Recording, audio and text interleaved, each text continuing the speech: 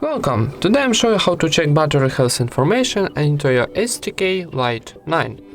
First of all, go into Play Store and find Ampere application. This one. I am already installed this application, so click Open. Then click No Thank You, Close, and click OK.